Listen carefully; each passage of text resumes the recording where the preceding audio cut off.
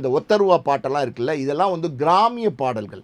பல வருடங்களுக்கு முன்னாடி 100 வருடம், 200 வருடங்களுக்கு முன்னாடி கிராமத்தில சும்மா வயல்ல வந்து நாட்டு நடும்போது, குழந்தைக்கு பால் கொடுக்கும்போது, தாலாட்டு பண்ணும்போது இந்த மாரி பாடின பாடல்கள். இந்த பாடல்கள் இதே மாரி இந்த ஒத்தருவா மட்டும் இல்ல, அன்னக்கிளியே உன்னை தேடுதுன்னு அவர் முதல் படத்தில போட்டாரு. அதுவும் ஒரு கிராமிய பாடல். இந்த 2 பாடல் மட்டும் இல்ல, இன்னும் பல பாடல்களை இளையராஜா வந்து கிராமிய பாடல்களை தழுவி எடுத்திருக்காரு. அப்ப அந்த பாடல்கள்லாம் இளையராஜாவோடதா? இளையராஜா ரைட்ஸ் கேட்பாரா? அப்போ எல்லாத்துக்கும் இளையராஜா ரைட்ஸ் கேட்பார்னா, அந்த பாட்டு எங்கேருந்து வந்துச்சு? அந்த கிராமிய பாடல்கள் எங்கேருந்து வந்துச்சு? அவங்களாம் ரைட்ஸ் கேட்பாங்களா? அவங்களாம் வந்து உரிமை கேட்பாங்களா? கிடையாது சார். ஒரு பொருள் வந்து ஒரு இடத்துல வந்து அடுத்தடுத்து ட்ராவல் பண்ணிகிட்டே இருந்துச்சுன்னா, அது இன்னும் சொல்லப்போனால் இதெல்லாம் எப்படின்னா ரசிகர்களுடைய சொத்து. நான் ஓப்பனாக சொல்கிறேன், இந்த பாடல்கள்லாம் வந்து பார்த்தீங்கன்னா, ஒரு ஸ்டேஜுக்கு மேலே எல்லா இடத்துலையுமே பணம் இருக்குது. பணம் அவங்க இவங்களுக்கு, இவங்க அவங்களுக்கு, இவங்க அவங்களுக்கு, அவங்க இவங்களுக்குன்னு பணம் போயிடுது.